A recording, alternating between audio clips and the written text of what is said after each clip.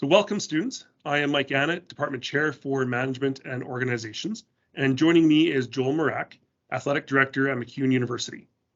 And we are discussing a new special topics course at MacEwan titled Introduction to Sport Management. So welcome, Joel. Thank you. Thanks for having me. Over the next few minutes, you'll learn why this course is interesting, especially interesting to us, and we think interesting to you, and you should consider enrolling in it. Now, Joel, please start us off with a bit of a high-level overview of what this course is about.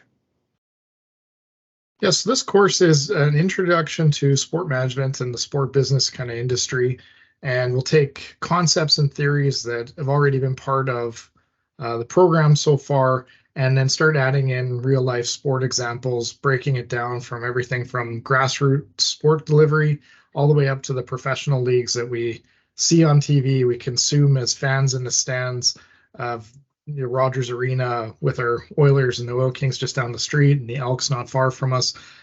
Just kind of a holistic approach of what the sport business and sport management industry really entails, and using a lot of real-time and real-world examples to kind of analyze it and talk about it further. Yeah.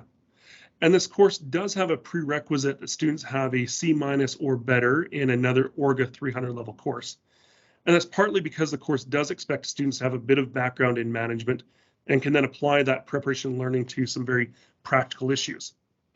Now, tell us a little bit more, if you can give an example or two, of what students might be talking about that is special sports management and perhaps part of their everyday life at that practical level.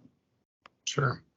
Well, the sport product is a little bit different than other products that we interact with on the daily basis. And it's one of those things that doesn't have a already intended outcome. It might have a desired outcome from a fan or from a consumer, but we don't know what it is, and it's perishable. As soon as it's produced, it's consumed as viewers, as fans, as different things like that, and it's really an organic type of product and experience.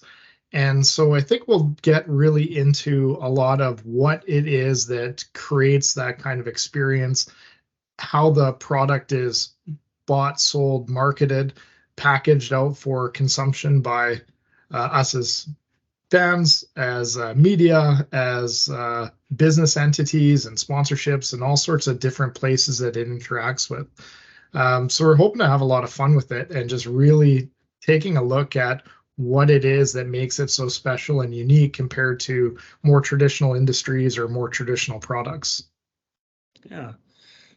And when we were talking before, I think you mentioned one of the topics would be marketing and agencies. And so would that be part of things students go through, as well as understanding about professional representatives and marketing groups? Yeah, there's so many different types of management agencies that are involved in the sport industry. So we see it with big conglomerates like IMG that do everything from athlete representation to financial representation, agency. They might provide sports agents for an individual player, whatnot, but they help put on events. They just do a whole bunch of different things. And so within that, there's more boutique style organizations that are just event management specialists. There's some that are sport agents specialists, and that's really what they do. And really they try and cater to whatever the market's going to dictate.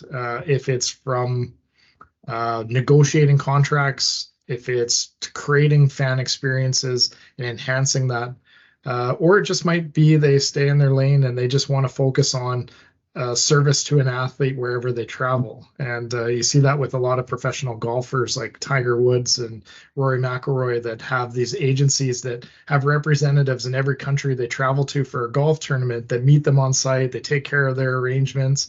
They make sure that their media schedule is all taken care of when they're doing press conferences and whatnot.